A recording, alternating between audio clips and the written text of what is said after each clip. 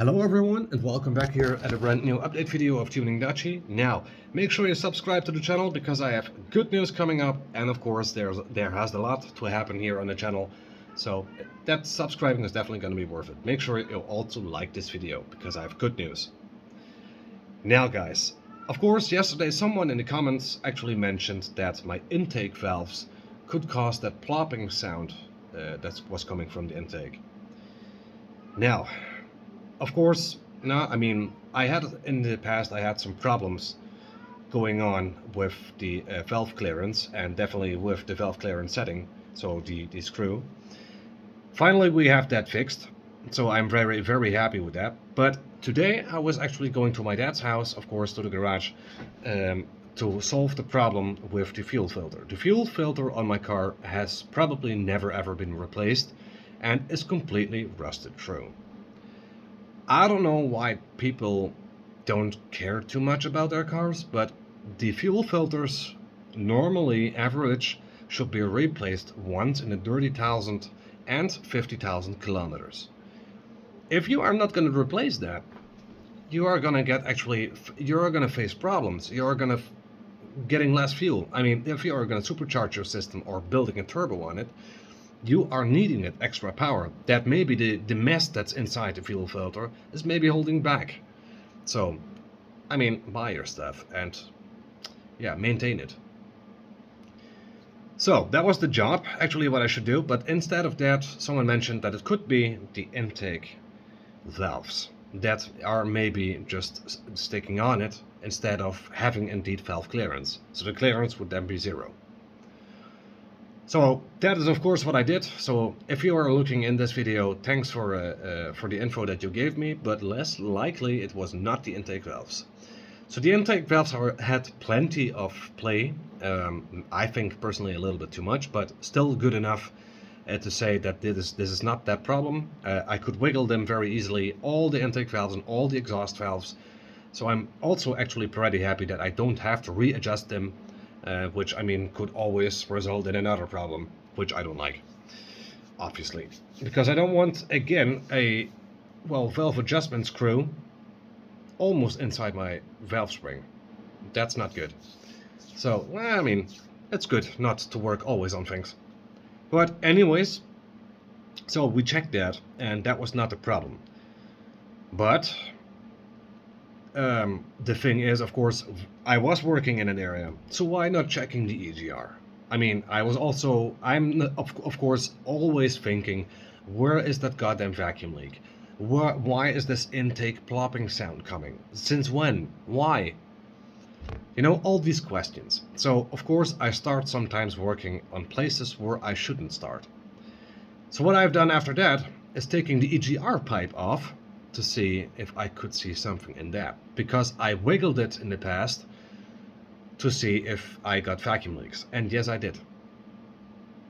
They were pretty small, so small enough not that the engine could increase power, increase vacuum leaks, but I mean, I took them off, sprayed them a little bit with WD-40 and cleaned them. So yeah, I mean, took them back, a little bit oiled, so everything was going smooth. And also that rubber gasket which was on the top, carefully put it back, and yeah, I mean, I put it the complete EGR pipe back again, and guess what? The problem has been, I mean, that little vacuum problem on the EGR pipe is gone. But overall, that intake plopping sound, so also the EGR vacuum leaks, which I thought revving and idle issues, still existed. So, I was thinking, what can cause it? Now, the last time, a few times already, I heard a very weird sound going on in the engine bay, which I normally didn't have. So I was really thinking in the time that the engine was running, what could it be? What could cause that intake plopping sound? You know, all these questions would come up in you. You know that the engine is not running on its healthiest position, so you want to solve it, but you don't know where the problem is. So you start doing things.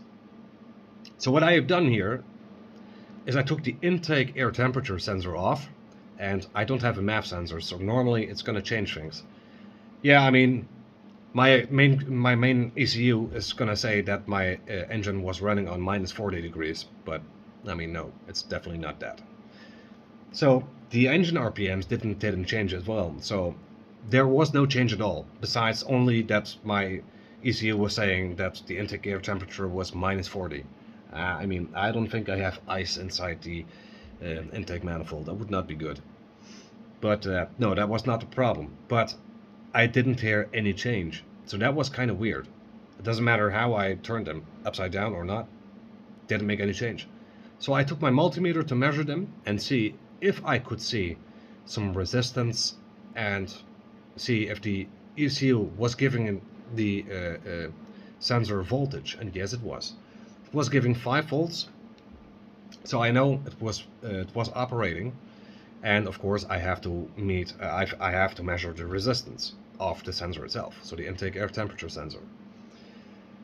Now, of course, I measured that, and the intake air temperature sensor was also actually very nice, was giving me 12 volts, so I knew that one was working properly as well. But then I was thinking a little bit on the past. I mean, I was thinking like, wait a second, not only the intake air temperature sensor is going to take care of the idle or mixture, why not taking the idle air control valve the connector off? Why don't take I mean, let's just take that one off. I mean, it cannot influence the throttle position, you know? So I took it off, and guess what?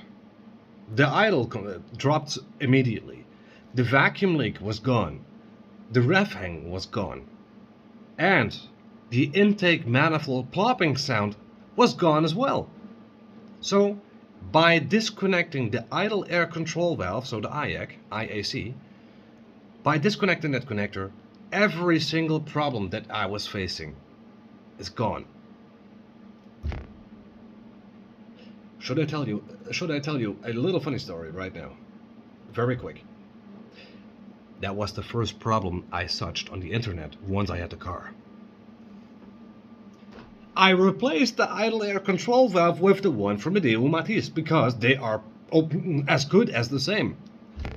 But less likely, probably, they are not. Now, I mean, okay, both idle air control valves didn't make any change, so no, that doesn't make sense. So, I mean, yeah, that doesn't make sense because I didn't reset it probably, but as if you turn off your engine, or if you disconnect it, the pintle of the idle air control valve is completely extending, which means there could not go any more air from that side, at least, into the engine. I mean, yeah, I heard that. That was definitely true because my ref hang was completely gone, so much gone that I had gained performance, guys. I think I gained a lot of performance as well. To tell you this, I was, of course, driving to home without that, of course, that idle air control valve. Now, I know you guys might say that might be not the best solution, but if I feel I have more power, then I do everything for it. Also, I mean, I would like to destroy my engine if I get more power. Oh, yeah. I know I'm a little bit crazy. Don't mind that. Huh? Every tuner has a little bit of craziness in his mind. So, I was driving to my home, and I had just some crazy thoughts. I mean, in the beginning you are a little bit more careful, then you are going a little bit aggressive, and when I was almost at home on an 80 road, I was in a second gear, 40 kilometers an hour, and jamming that accelerator pedal. Guys, I was smashed in the chair, like, I don't know. Damn, that was power, I tell you. That was definitely not 52 horsepower, no way. I mean, it felt way more power than my supercharging system on my Matiz. You know what? Even more funnier to saying, I had so much power that my camshaft position sensor was saying out of range performance problems. Yeah, well, that was definitely a performance problem, but not a problem to me. So, that was quite a funny thing. Now, of course, because the idle air control valve is disconnected and definitely not operating, I have to do it manually. Now, if your car is cold and you want to start it, the idle air control valve is going to be completely well, it's completely inside, which means all the air can go through because your engine needs to be heated up. Now, of course, that's not going to be the case, so my car is a little bit working right now like a carbureted engine. Now, the only difference in that is that that the injectors are not squirting fuel inside the combustion chamber when I feather the gas, of course. So that's not happening, less likely, because then was starting a little bit more easier.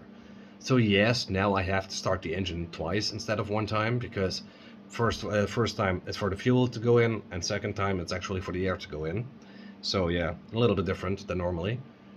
But that's heavy, I can tell you guys that, but I'm very happy with this result. But the big question comes: if I buy a new idle air control valve, will the problem be really solved? That's something we have to figure out once I got a brand new one, because I'm not going to take a second hand anymore. I mean, I have two pieces, one in the car that's disconnected now, and one from the DU Matiz. Now the DU Matiz and Chevrolet Matiz IAC valves, they are not much different. The only thing is there is a little bit copper of it. That's all. Wow. Yeah, I mean, whoa. So guys, also shortly something else. You guys know that I'm still busy with bringing the AMR 300 supercharger back on the channel again. So that's definitely gonna happen. Now, the only problem I am having now is buying the supercharger pulley, because I tried it today, and I don't know. I mean, maybe the information that I have put it in to make the payment complete was invalid, or in this case, it might also be that it has something to do with my bank. I asked my dad to do it, and also he couldn't succeed. So I asked actually Joe Blow support to see what we can do with it, and I see, of course, that he has routed me back. So I'm not going to open that. Maybe it's information that I can't use right now, but that's definitely something that you guys are going to hear from me in the next video. Now I will be live streaming very soon on Instagram, so I hope my video over here is going to be on there. Now you guys can definitely look on my Instagram, because if I'm going live, this video that's soon going live. I mean, no, I said wrong. The live stream video is going to be saved. That's what I mean. So you guys can always look back if you are following me to the channel. I mean, no, it's free. Just like subscribing here on the YouTube channel, guys. Trust me, the AMR 500 supercharger is getting a pulley upgrade. It's getting a billet pulley, and the pulley currently has 62 millimeters, and the one I want to buy has 50, which means increased boost and increased RPMs, which is gonna be nice. Oh yeah. So guys, that was actually the video that I got for you guys today. So I hope you had a good day. Mine was actually very good. Tomorrow I'm returning to my dad's house and trying to replace the fuel filter, and hopefully I will also gain a little bit more stability for that.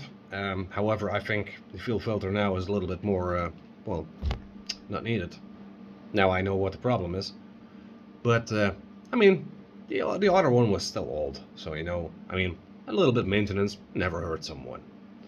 Anyways, guys, this was Tuning Dutchy. So I hope you liked the video. Make sure you give it a like. If you dislike it, then dislike it. Whatever you want. And make sure you subscribe to the channel.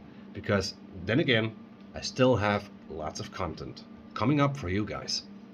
Anyways, guys, this was Tuning Dutchy. I'm gonna sign off, and I catch up with you guys the next time. Thanks for watching.